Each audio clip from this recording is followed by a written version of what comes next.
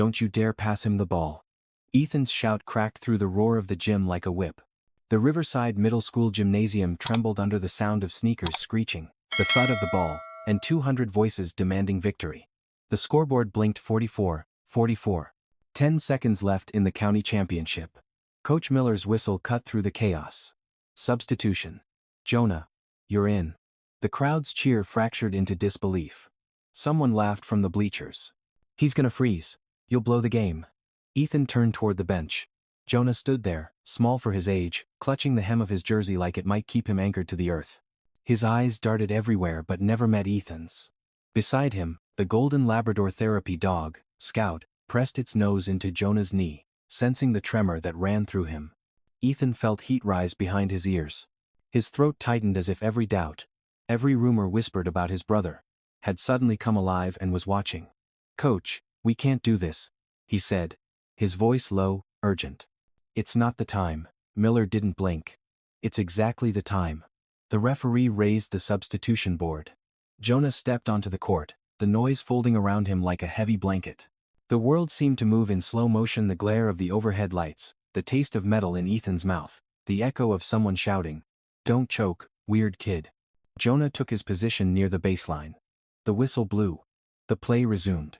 In those seconds, every breath Ethan took felt like it might be his last as a team captain. He could already imagine the headlines. Riverside blows championship by bad call. His future, his reputation, everything balanced on the shoulders of his younger brother, the boy everyone said didn't belong on a court, or anywhere noisy, or anywhere at all. A flicker from the fluorescent lights above broke his concentration.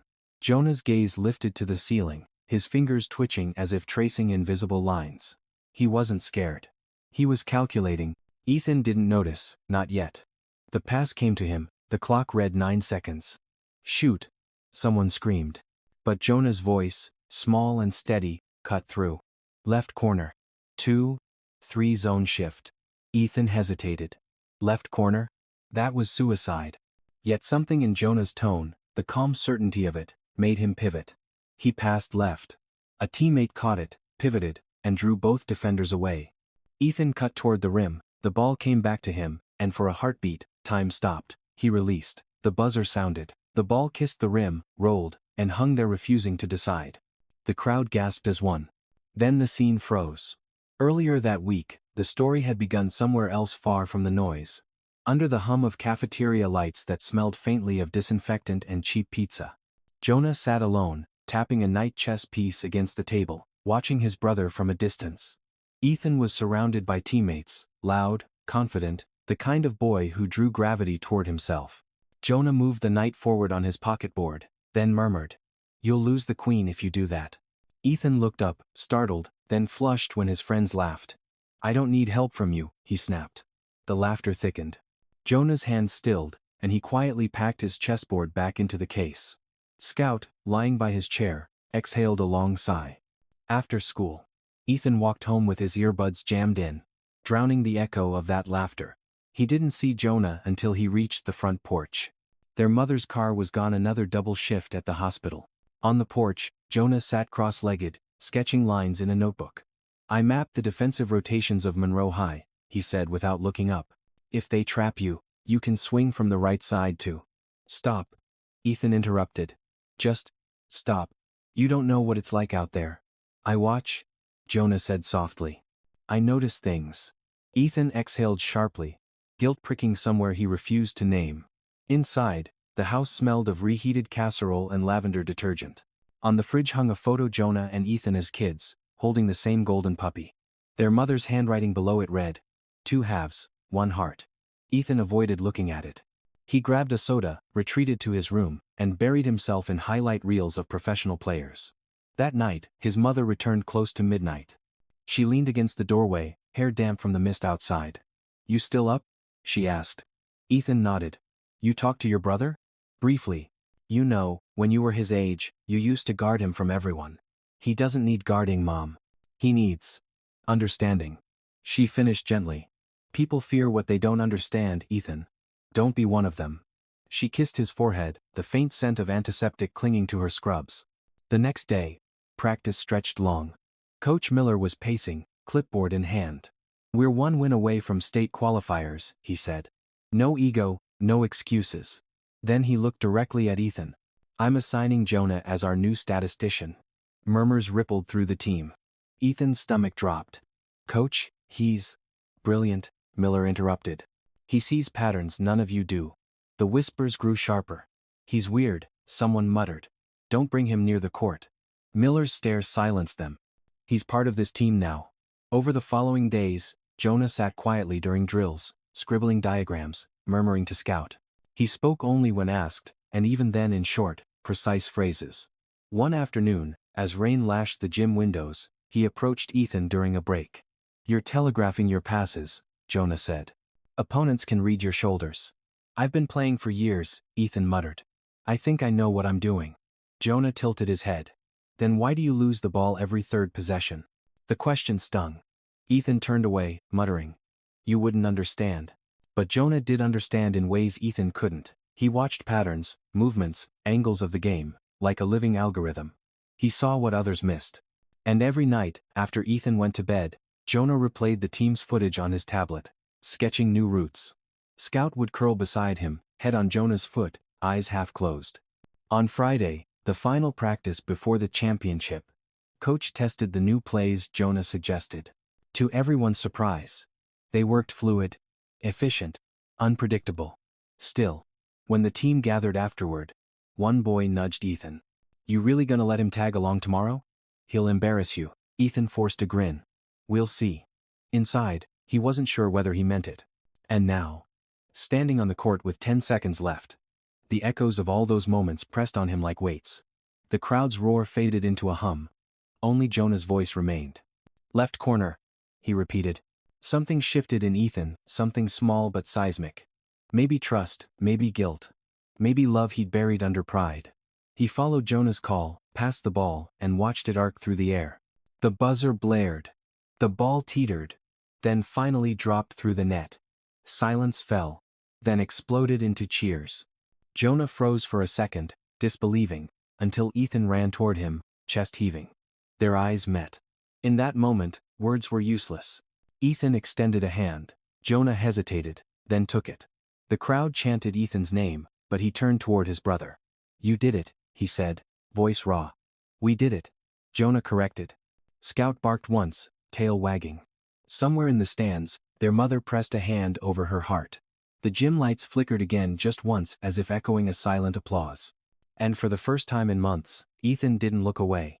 The next morning, the gym still smelled of sweat, varnish, and something close to triumph. Ethan walked through the quiet hall, sneakers squeaking. His duffel slung over one shoulder. Sunlight filtered through the narrow windows, catching the fine dust that floated in the air like glitter. The echo of last night's cheers still lived somewhere in the walls. And for the first time in months, he didn't feel the weight of failure pressing on him. He'd barely slept, replaying the final play again and again in his mind, the look on Jonah's face as the ball sank through the hoop. There had been pride there, but also a question. As if Jonah wasn't sure whether Ethan's acceptance would survive the morning light. He wanted to see his brother, to tell him the win wasn't luck.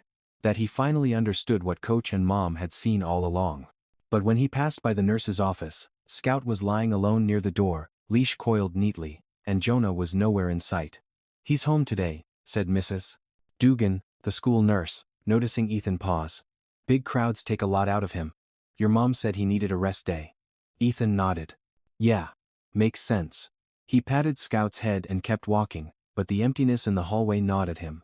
Lunch period arrived, and the cafeteria buzzed with stories of the game. Every table had its version. Some kids insisted Ethan's pass had been a gamble. Others said the weird kid's math brain had predicted the defense. Someone started a slow clap when Ethan entered, and for a moment, he basked in it. The captain who saved the game. But when someone shouted, "Where's the genius, brother?" the warmth drained away. Ethan forced a smile. He's resting. Figures, another kid snorted. Probably can't handle the spotlight. Bet he doesn't even know we won. Ethan's fingers tightened around his tray. He wanted to defend Jonah. But the old instinct to blend in, to protect himself, overrode it. He sat down with the team instead, pretending to laugh at jokes that stung. After school, as he stepped outside, the sky was washed in pale gray, the kind that promised rain but never delivered. His mother's car waited by the curb. She leaned across the passenger seat, waving. Get in, champ. Her smile was warm but tired. Her scrubs wrinkled from another double shift. Ethan slid into the seat. You saw the game? Every second, she said. I nearly broke the hospital's TV cheering. Her laugh softened the tension. Then she glanced sideways. Jonah told me you played like a real captain. Ethan blinked. He told you that? Yes. Said you trusted him. That meant more to him than winning. Ethan stared out the window. The houses of Riverside rolled by modest porches, flags fluttering, pumpkin decorations left over from October. I didn't trust him right away, he admitted. I was scared. Of what? Of being like him, he said quietly. Of what people might think. His mother reached across, resting her hand on his arm. Then last night, you grew up. That evening, Jonah sat at the kitchen table, sketching on a napkin. He'd already fed Scout, who now lay curled at his feet. Ethan hesitated in the doorway, uncertain how to begin. Jonah didn't look up. You were off balance on your third step, he said matter-of-factly. If you fix your center of gravity, you can jump higher. Ethan chuckled. You're already coaching me, huh? Jonah's lips twitched into the smallest smile. Coach Miller texted. He wants to see us tomorrow. Us? He said you wouldn't mind. The next day, the gym was empty except for Miller, who was taping a new line on the court floor. Morning, boys, he called. Thought I'd catch you before practice starts again. He tossed Jonah a ball. How's it feel? Being the hero. Jonah froze, glancing at Ethan, unsure how to respond. He doesn't like that word, Ethan said. He just wants to help. Good, Miller replied. Because I want to make that official. He handed Jonah a clipboard with a laminated badge clipped to it. Assistant team analyst. Jonah stared at it as if it might vanish. For me? You earned it, Miller said. We could use those eyes of yours. For a moment, Jonah's face softened into a smile, so pure it disarmed Ethan completely. Over the next few weeks, life settled into a strange rhythm. Jonah sat behind the bench during games, tracking statistics and quietly murmuring strategies. Scout became the team's unofficial mascot, curling near Jonah's chair while players rubbed his head for luck. The team kept winning. The papers wrote about the Riverside Miracle play. But not everyone was happy. Some kids whispered that the coach was using Jonah for publicity. Others said it wasn't fair. One boy even claimed Jonah's presence distracted the team. Ethan tried to ignore it. But the tension grew. One cold afternoon, after practice, Ethan overheard two teammates near the locker room. You really think he's some kind of genius? Come on, he's just a freak who got lucky. Yeah, the other said. If he wasn't the captain's brother, he wouldn't even be here. The words burned like acid. Ethan turned the corner, fists clenched. Say that again. They froze, guilty and smirking all at once. Relax, man. We're just talking. Then talk about something else. Or what? You gonna get your pet to bark at us? The laughter that followed was thin, cruel. Ethan wanted to swing, to silence it, but he remembered his mother's voice. People fear what they don't understand. Instead, he said, he's better at this game than any of us. Including me. Then he walked away before they could see the tears threatening his composure. That night, Jonah was sitting on the porch steps, the winter air sharp against his cheeks. Scout rested beside him, head tilted toward the stars. Ethan joined them, handing Jonah a mug of cocoa. You know, he began, some people still think last night was luck. Jonah shrugged. People think lots of things. Doesn't change what happened. Doesn't it bother you? Only if I let it. Ethan looked at him, astonished at the calm. You're tougher than you look, you know that? Jonah didn't answer, but the corner of his mouth lifted. You see patterns. I see people, Ethan said. Maybe that's why we make a good team. Jonah traced a finger along the rim of the cup. We just have to keep noticing things. A week later, during a road game at a neighboring town, the team's bus broke down after midnight. The boys groaned, huddling against the cold. Coach Miller called for roadside assistance, but it would take hours. Jonah sat quietly by the window, sketching lines on a fogged pane. We should move to the right side of the bus, he murmured suddenly. Why? Ethan asked. Safer, Jonah said. A minute later, a pickup truck skidded on the icy road, its headlights cutting through the dark, missing the left side of the bus by inches. The boys gasped. Coach stared at Jonah. How did you? Jonah just pointed at the tire tracks ahead. The ice forms downhill first. No one laughed this time. When they finally made it home, Ethan could tell something had shifted in the team.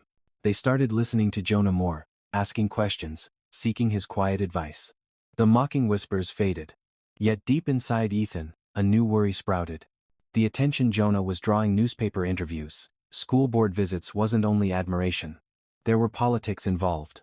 The school wanted to feature Jonah in a statewide inclusion initiative.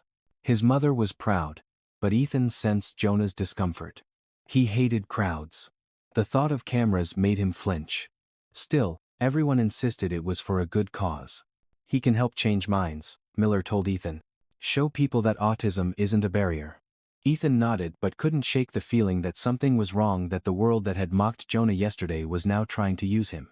That night, as snow began to fall outside, Ethan found Jonah asleep at the table, Scout's head resting on his arm. The badge that read Assistant Team Analyst lay beside a sketch of overlapping circles, one labeled Noise, one Silence, and in the center, the word Home. Ethan picked up the drawing and stared at it for a long time. For the first time, he realized the game they'd won was only the beginning. What waited ahead might be harder, a battle not for points, but for dignity, for understanding, for the right to simply be. The winter deepened, and Riverside turned pale with frost. Each morning, the river wore a thin crust of ice that cracked when the ducks landed, and the air smelled of wood smoke and salt from the roads. Ethan woke earlier than usual, his phone buzzing with messages from the local paper. "They want an interview with you and Jonah," Coach Miller texted. "It's good publicity for the school." Ethan hesitated before replying. He knew Jonah hated cameras, hated the noise and flashes that broke his sense of order. But the coach had a way of making everything sound like duty. When they arrived at school, the parking lot was dotted with reporters. A banner hung by the gym doors: Riverside Miracle Brothers. Ethan forced a smile, but Jonah's shoulders tensed. Scout stayed glued to his leg, ears down. "It'll be quick," Ethan whispered. "We'll smile, shake hands, that's all." Jonah didn't answer. The moment the first photographer shouted his name, he flinched as if struck. "Eyes here. Jonah." Flash. Flash. Scout barked, startling everyone. Jonah covered his ears, crouched low. Ethan moved instinctively, blocking the cameras, his heart hammering. "That's enough," he snapped. The reporters muttered and stepped back, embarrassed. Coach hurried over, ushering them inside. "He's just sensitive to light," Miller explained. "Give the kid space." But inside, as the echoes faded, Ethan noticed Jonah's breathing shallow, his gaze unfocused. "I'm okay," Jonah whispered, but the tremor in his voice betrayed him. That afternoon, their mother came home early from the hospital, her eyes weary.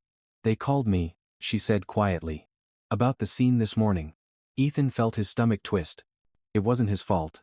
"I know," she said, setting her keys down. "But the board is pushing for Jonah to be the face of the district's inclusion campaign. They think this will help normalize differences."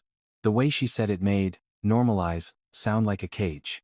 Jonah sat at the kitchen table, pencil moving in steady loops.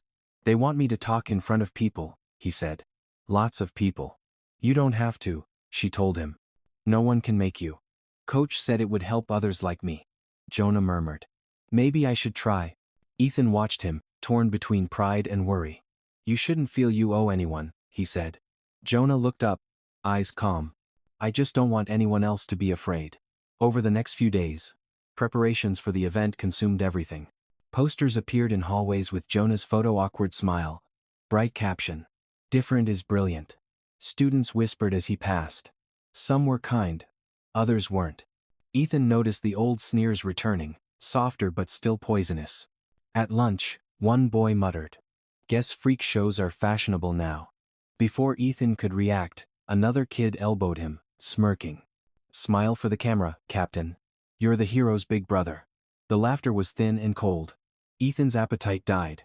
That evening, during practice, he confronted Coach. "You said this was about helping Jonah, not using him." Miller sighed. "It's both, son. The district needs success stories, and Jonah's a good one. This could get him scholarships, maybe national recognition. He doesn't want that kind of attention. Maybe he needs to learn to live with it." Ethan's jaw tightened. "No, Coach. Maybe everyone else needs to learn how to see him without turning him into a mascot." Miller's face hardened. "Careful, Ethan. You're crossing a line." "Then maybe it's a line that should be crossed." He left the gym, his heart pounding. Outside, snow had begun to fall again, muting the world into silence. The day of the assembly arrived like a storm no one could stop. The auditorium filled with teachers, parents, and students. The air buzzed with whispers, cell phones raised. Jonah stood behind the curtain, clutching a folded piece of paper. Scout sat at his feet, calm but alert. Ethan stayed beside him. "You sure about this?" he asked. Jonah nodded slowly. "Mom said bravery isn't loud. It's steady." When the curtain rose, the lights burned bright. Jonah flinched but took a breath. The principal introduced him, voice booming through the speakers. "A young man who shows us that ability wears many forms." The applause was deafening. Jonah stepped to the microphone. "Hello?" he began softly. His voice trembled, then steadied. "I see things differently. When people move, I see patterns. When they speak, I hear shapes." A hush fell. "Sometimes it's hard for me to talk back. But I listen. And I remember." He'd paused, looking down at Scout. "People think being different means being broken. But difference is how we find new answers." For a moment, you could hear the hum of the lights. Then, from somewhere in the crowd, a flash burst someone's camera. Jonah's eyes widened. His paper slipped from his hand. The whispers started again. "He's freezing. Poor kid." Ethan's stomach knotted.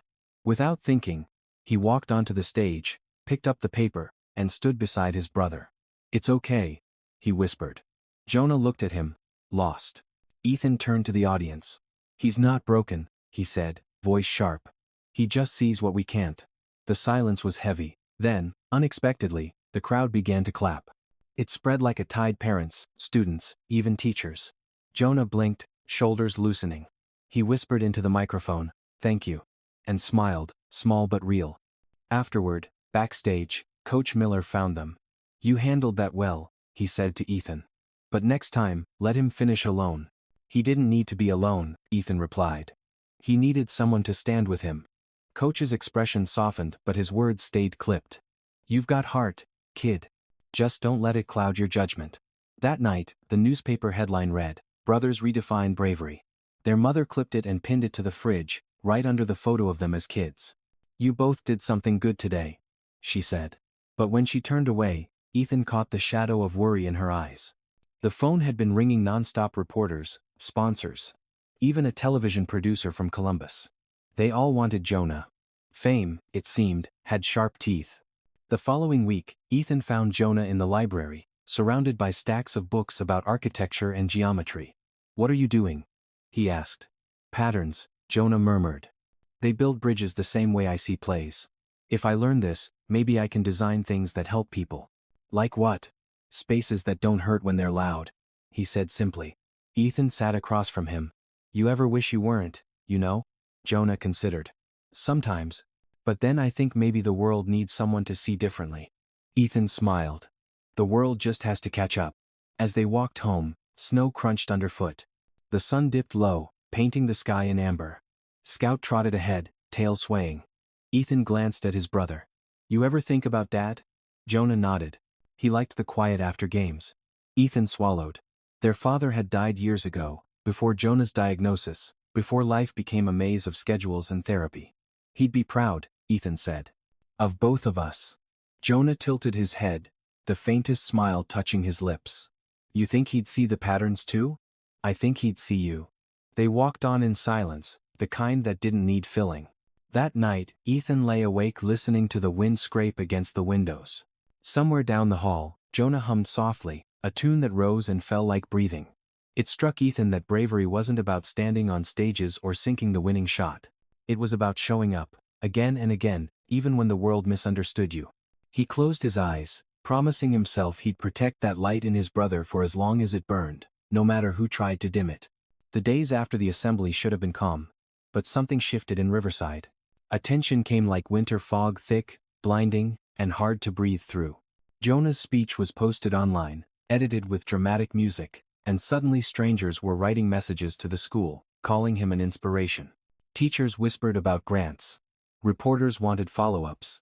And the district superintendent scheduled a visit. What had begun as a story about courage was turning into a spectacle. Ethan noticed how Jonah's smile grew thinner with every new request. One afternoon, while packing up after practice, Coach Miller called Ethan into his office. "Close the door," he said. The blinds were half shut, light slanting across the room in dusty stripes. I just got off a call with the superintendent. They want Jonah to travel to Columbus next month to receive an award. Big ceremony, cameras, speeches. Ethan frowned. He won't go. He hates that stuff. You might talk to him, Miller said. This could open doors, scholarships, connections. It's bigger than basketball. It's his choice. Ethan replied. Not the schools. Miller sighed. You've got to learn the system, kid. Sometimes the world doesn't wait for consent. It just moves. Ethan left without replying, a cold anger tightening in his chest. Outside, he found Jonah sitting on the bleachers, sketching another of his geometric diagrams. They want you to go to Columbus, Ethan said. I know, Jonah murmured. Coach told me. You're not going, right? Jonah shrugged. Mom says it might be good. But I don't want all those lights. Then don't. Jonah traced a line across his notebook. When people look at me like that, I forget what I'm supposed to do with my hands. You don't owe anyone a performance, Ethan said. Jonah's pencil stilled. What if saying no hurts mom or coach? They worked hard for me. And you worked harder for yourself, Ethan replied. That's what they forget. He didn't say more, but that night, when he heard his mother and Miller talking on the porch, words like opportunity and future and funding drifting through the cold air, he realized Jonah might not have a choice. The following week brought more pressure. A new transfer student joined the team, a tall forward named Ryan, confident and brash. Within days he had the others laughing at his jokes, even the ones that made Ethan's stomach twist. So, Captain, Ryan said one afternoon, smirking. What's it like having a brother who's a celebrity genius? Must be hard keeping up. Ethan ignored him, but Ryan kept pushing. He's got his own dog, his own fan club. You sure you're the star of the family? The laughter stung worse than he wanted to admit. Later, when Jonah stopped by the gym with Scout, Ryan made a show of whistling. Hey, it's the Miracle Boy. Show us one of your magic plays. Jonah blinked, uncertain if it was a joke. Not now, Ethan said, stepping between them. Ryan grinned. Relax, Captain. We're just having fun. The tone was light, but the cruelty behind it glinted sharp. From that day, small things began to go wrong. Jonah's diagrams went missing, his locker jammed, Scout's leash tangled mysteriously. Ethan confronted the team, but no one admitted anything. Coach told him to keep the peace. And that phrase made him feel helpless. One Thursday evening, as the team bus returned from an away game, Ethan noticed Jonah wasn't at the pickup spot. His mother called minutes later, voice trembling. He's not home yet. He said he'd stay after school to finish a project. Panic prickled down Ethan's spine. It was past 8, the temperature dropping fast. He grabbed his jacket and ran. The sound of his footsteps bouncing off the icy pavement. He found Jonah in the gym, sitting on the floor with Scout pressed against him, eyes red from crying. What happened? Ethan asked. Jonah hesitated. They said my plays weren't real. That coach just pretends to use them so people feel sorry for me. Ethan felt the rage rise so fast it almost choked him. Who said that? Jonah shook his head. Doesn't matter. I just wanted to finish this. He held up a crumpled paper, a new play, neat lines drawn with careful precision. It works if everyone moves together, he said softly. But they don't move together. Ethan knelt, voice shaking. You don't have to prove anything. Not to them. Not to anyone. Jonah nodded, but his hands trembled.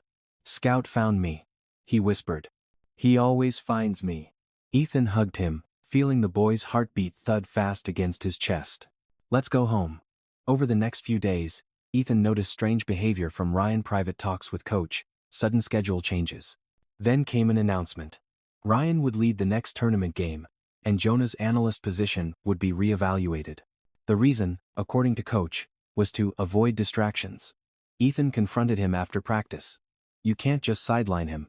Miller looked tired. This isn't personal. The board's watching.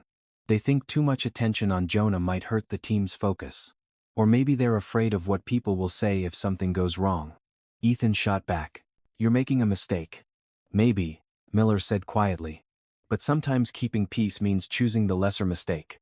Ethan left, fists balled, the taste of betrayal sharp in his mouth. When he told Jonah, the boy only nodded. It's okay, he said. I don't like being watched. But Ethan saw the flicker in his brother's eyes, a quiet hurt that cut deeper than words.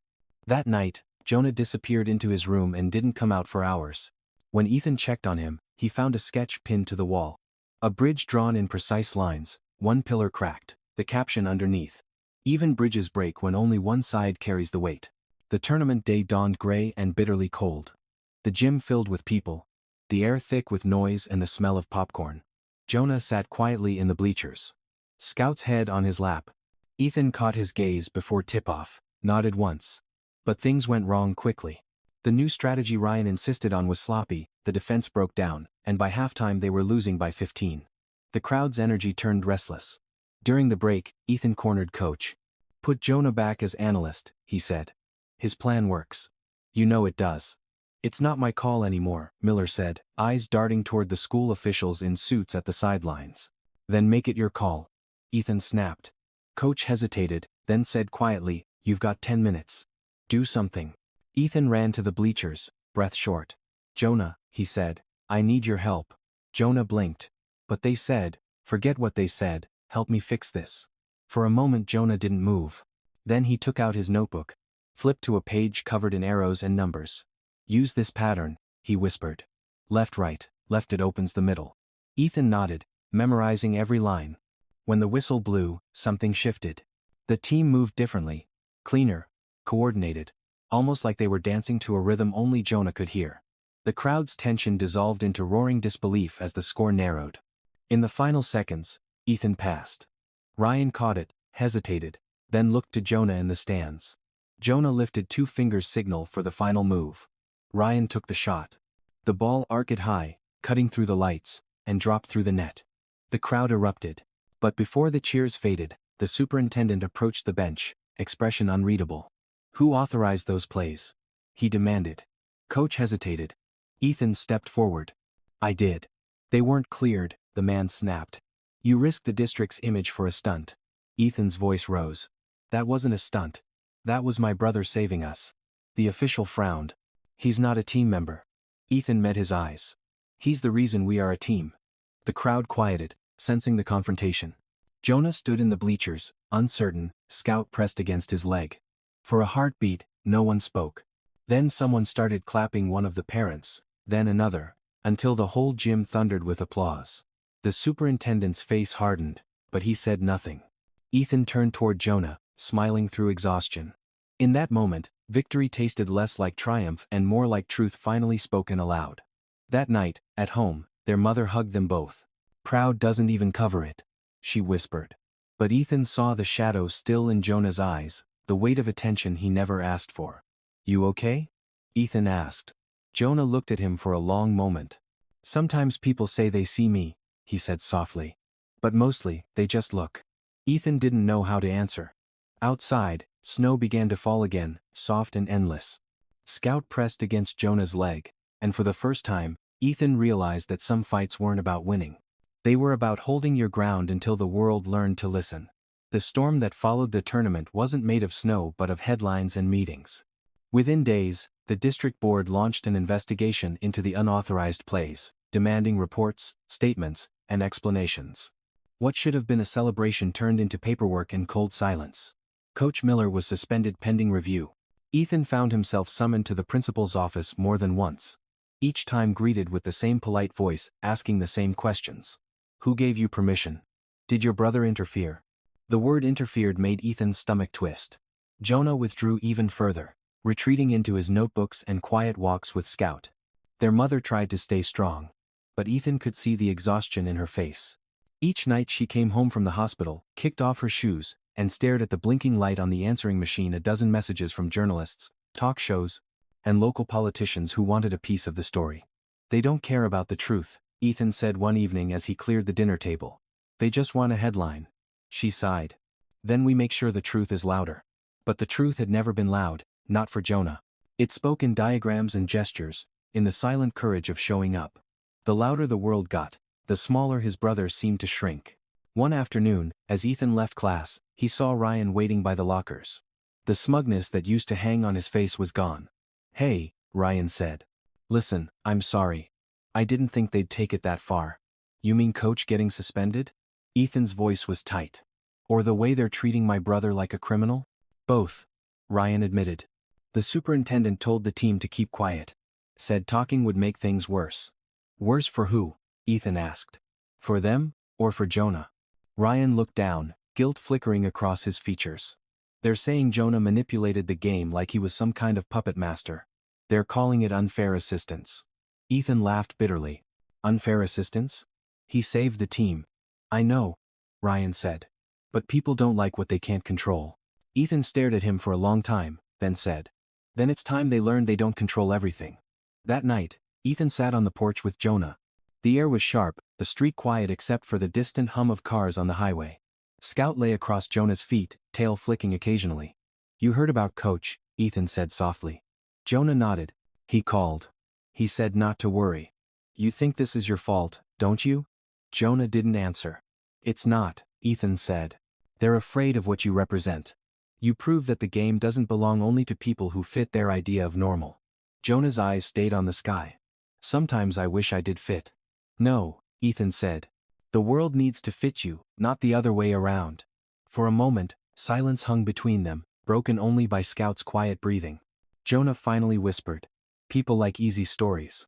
I'm not easy. Ethan smiled sadly. No, you're better. The next morning, Ethan woke to the sound of voices downstairs.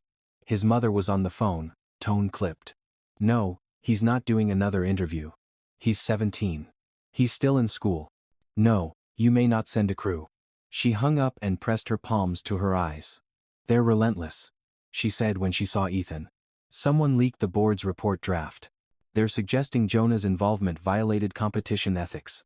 They can't be serious. They are. There's a hearing tomorrow. Ethan felt cold. They're putting him on trial. She nodded. It's public. They want to make an example. The hearing was held in the district's old administrative building, a place that smelled of dust and stale coffee. Rows of folding chairs faced a long table where the board members sat, papers stacked neatly before them. The audience was a mix of teachers, parents, and students. Coach Miller sat near the back, his tie slightly askew, eyes tired but supportive. Jonah sat beside Ethan, hands folded in his lap. Scout pressed close to his leg. The chairman cleared his throat. This meeting is to determine whether student Jonah Carter's role in the recent tournament constituted an unauthorized influence on team performance. The phrasing made Jonah sound like a suspect in a crime. Ethan clenched his fists. The questions came rapid fire. Did you design the plays used during the final game? Yes, Jonah said softly. Did anyone instruct you to? No. Were you aware that only coaching staff are allowed to make tactical adjustments? Jonah hesitated. I just wanted to help. Murmurs rippled through the room. The chairman leaned forward. Intentions are irrelevant. Rules exist for fairness. Ethan couldn't stay silent. Fairness? He gave you fairness. Without him, none of us would have been here. Please, Captain Carter, the chairman said, irritated. You'll have your turn. He's not on trial for breaking rules, Ethan shot back. He's on trial for being different. The room stirred, whispers spreading like sparks. The chairman banged his gavel. Order. But the air had changed. People were listening. Coach Miller stood suddenly. If you're going to punish someone, punish me. I knew he was helping. I let him. Because it made the team better, not just in points, but in spirit. The board members exchanged glances. The superintendent's jaw tightened. This isn't about spirit, Coach. That's exactly what it's about, Miller said. You all talk about inclusion until it's inconvenient. The silence that followed was heavier than any shout. The meeting recessed for deliberation. Outside, in the corridor, Ethan paced while Jonah sat quietly on a bench, petting Scout. You okay? Ethan asked. Jonah nodded. I don't like loud rooms. You were brave, Ethan said. Jonah looked up. Do you think they'll still let me go to school here? The question hit Ethan like a blow. They'd have to go through me first. When the board returned, the chairman cleared his throat again. After review, we find no intentional violation of rules. However, to avoid future misunderstandings, Jonah Carter's role will be limited to volunteer support. The matter is closed. Relief mixed with anger in Ethan's chest. It wasn't justice, but it wasn't destruction either. The room applauded softly. Coach squeezed Ethan's shoulder. You did good, he murmured. No, Ethan said. He did. Jonah simply smiled, looking at Scout, who wagged his tail as if he understood. That evening, the family ate takeout on the living room floor, pizza and root beer, the kind of meal that tasted like peace. Their mother raised a slice. To surviving the system, she said. and to the people who see beyond it. Jonah took a sip of soda, grimaced at the fizz. Too loud, he said, making them laugh. Ethan leaned back against the couch. You know, he said, I think Dad would have been proud. Jonah looked thoughtful. Because I didn't quit. Because you stayed kind, Ethan said. Later, as night folded over Riverside, Ethan stepped outside. The cold bit at his skin, but the stars were bright. Behind him, he heard the door creak and Jonah's quiet footsteps. It's still noisy in my head, Jonah said softly. It'll quiet down, Ethan replied. How? Ethan glanced at the horizon, where faint auroras flickered like ghost lights. By remembering that justice doesn't always shout. Sometimes it whispers through the people who keep showing up. Jonah nodded slowly. Then we keep showing up. Scout pressed between them, a warm weight against the cold. And there, under the wide Ohio sky, two brothers stood shoulder to shoulder, listening to the quiet pulse of a world that, for the first time, seemed ready to listen back. Spring crept into Riverside, like a slow apology. The ice melted from the riverbanks, robins returned to the trees, and the air smelled of mud and possibility. Months had passed since the hearing. Yet the echoes of that winter still lingered in quiet corners, the glances in hallways, the newspaper clippings still pinned to the fridge, the faint hum of questions no one asked aloud. Ethan felt older somehow, not in years but in understanding. He still played basketball, though it no longer felt like a battlefield. Games were quieter now, steadier. As if the team had learned humility from what happened. Coach Miller had been reinstated, though he carried himself with a tempered patience that came only from being forced to defend something you believed in.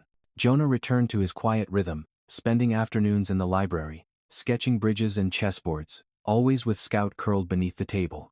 Yet beneath the calm, Ethan sensed something shifting in his brother, a restlessness, a hunger to do more than survive. One evening, Jonah approached him holding a letter.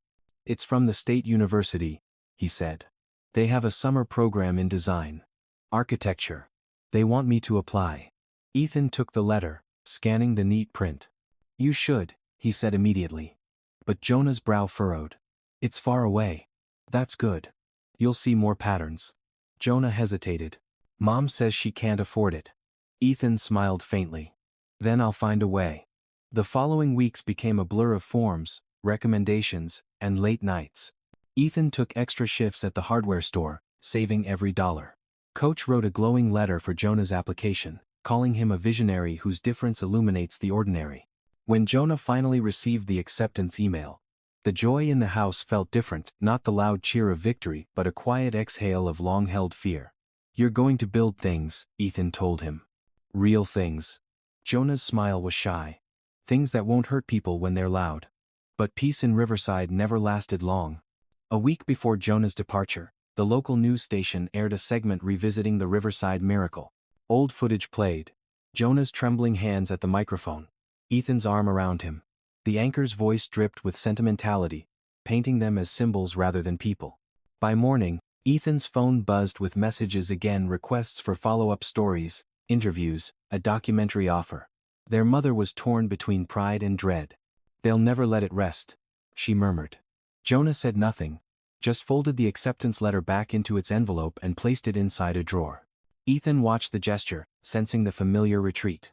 You're still going, he said firmly. Jonah looked up, confusion flickering. Why? Because the world doesn't get to decide when your story ends. The night before Jonah was to leave, the brothers sat on the porch, the scent of rain heavy in the air. Scout lay between them, tail thumping softly. You scared? Ethan asked. A little. Jonah admitted. But also, curious.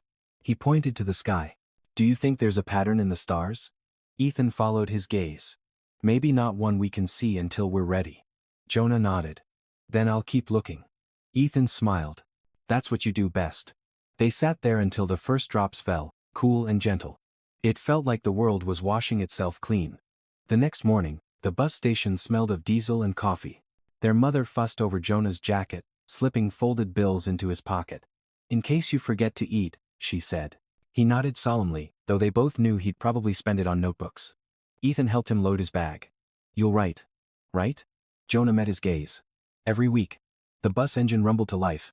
Scout whined softly as Jonah knelt to hug him. I'll miss you, he whispered into the dog's fur. Then he stood, one hand on the rail, and said something Ethan would remember for the rest of his life. Different doesn't mean less. You taught me that. Ethan swallowed hard. No, little brother. You taught me.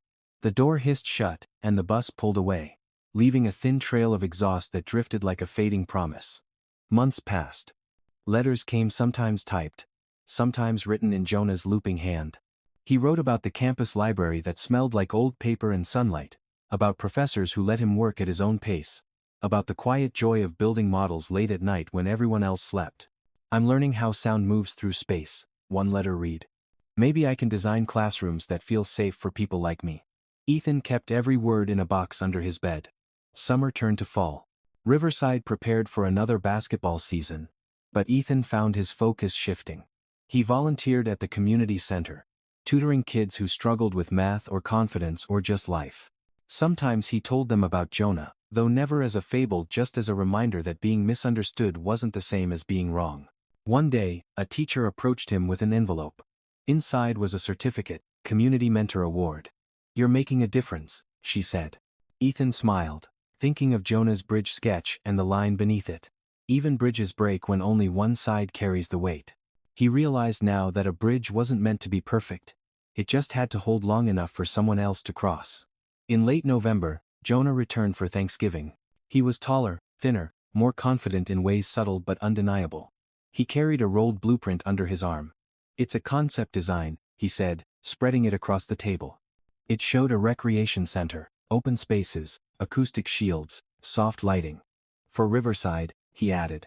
A place where everyone can move at their own rhythm. Their mother traced the lines with trembling fingers. It's beautiful, she whispered. You built this in your mind? And soon? Maybe for real? Jonah said. Ethan laughed softly. You never stop, do you? Jonah looked at him. I see patterns, he said simply. They show me where things can fit. That night, after dinner, Ethan stepped outside again. The sky was cold, the stars sharp as glass. Jonah joined him, Scout trotting behind. Do you ever think about everything that happened? Ethan asked. Sometimes, Jonah said. Mostly when it's quiet. Do you regret it? Jonah shook his head. No. Because now I understand something. What's that? People didn't need to see me win a game, Jonah said softly. They needed to see me exist. Ethan looked at him, at the boy who had once hidden behind diagrams and silence, now standing straight beneath the stars. Then maybe that's justice, he said. Not the kind that shouts, but the kind that stays. Jonah smiled, like Scout. The dog barked once, as if agreeing. A week later, the local paper ran one final story, small, tucked inside the community section. The headline read, Former Riverside Student Designs Inclusive Spaces. No flash, no drama.